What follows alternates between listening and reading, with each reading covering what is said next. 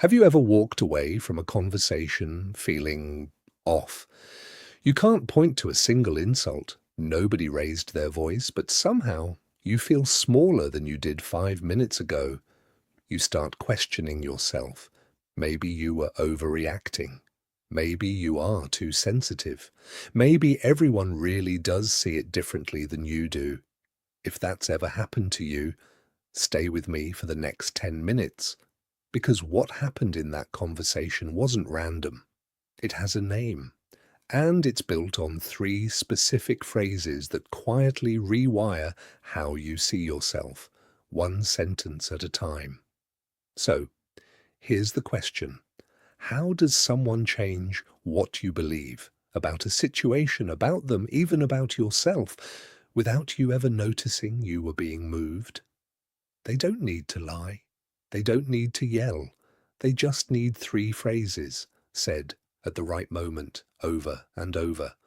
By the end of this video, you'll know exactly what they are, and more importantly, you'll never be able to unhear them again.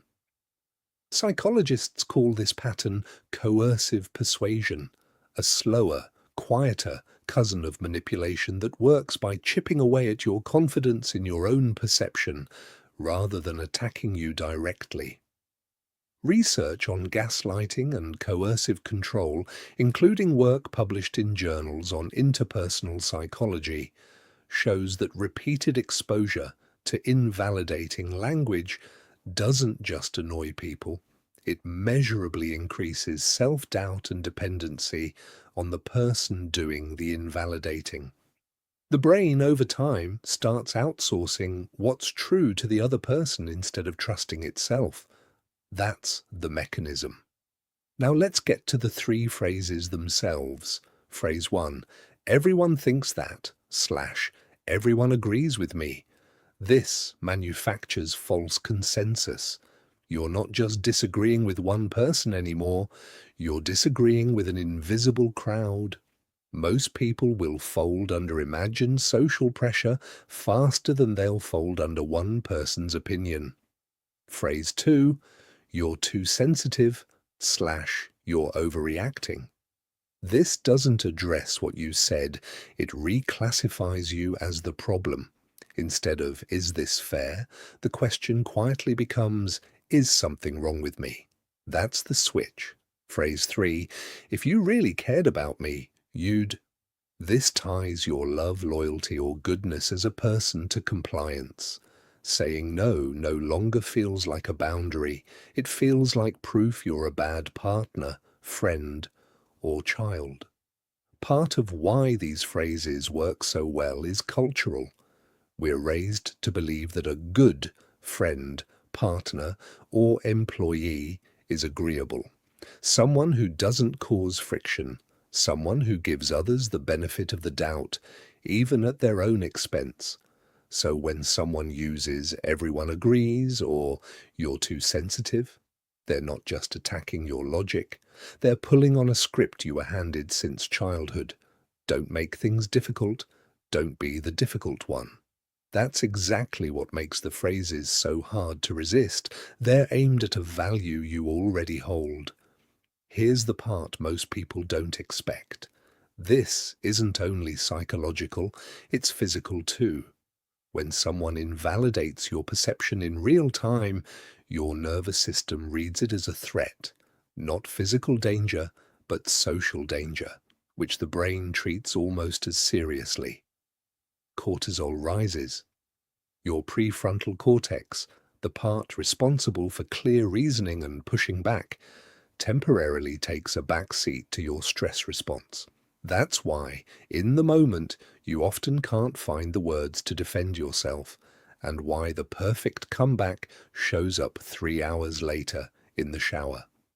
It's not that you're slow, it's that your brain was in defense mode, not debate mode. Not everyone reacts to these phrases the same way. If you grew up in a home where your feelings were frequently dismissed, or you've had a past relationship where your version of events was constantly challenged, these 3 phrases will hit differently for you than for someone who's never experienced that. That's not a flaw.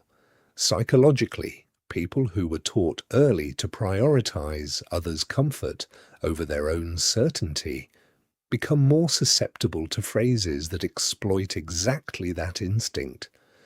If you notice these phrases affect you more than they seem to affect other people, that's information about your history, not proof that you're weak.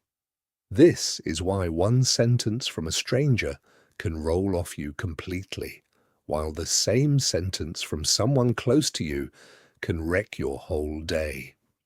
Emotional memory doesn't just store facts, it stores tone.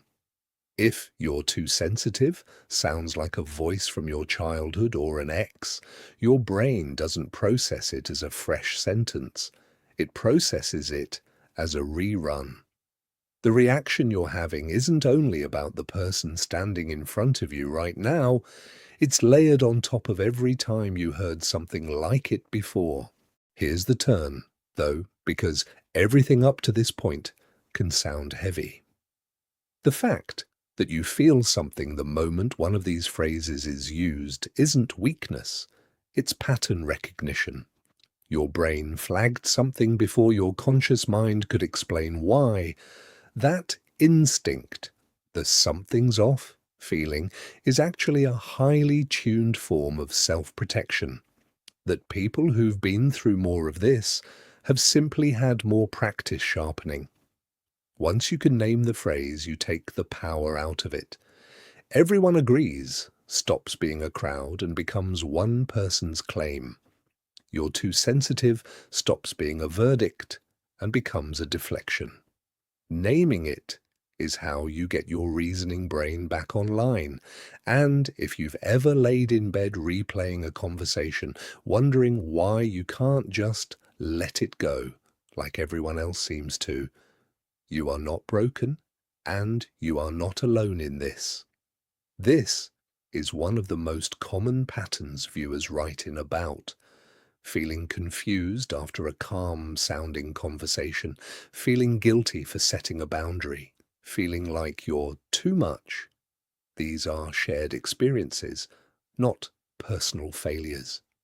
You don't need to catch someone lying to know something was unfair. You're allowed to trust the version of events you actually lived through, even if someone else insists you didn't see it right. Learning these 3 phrases doesn't mean you'll never fall for them again. It means the next time you hear one, some part of you will pause instead of immediately doubting yourself. And that pause is where your power lives. If one of these 3 phrases hit close to home, tell me in the comments which one it was. You'd be surprised how many people relate to the exact same one. And if you know someone who needs to hear this today, send it their way. This channel exists so nobody has to untangle these patterns alone.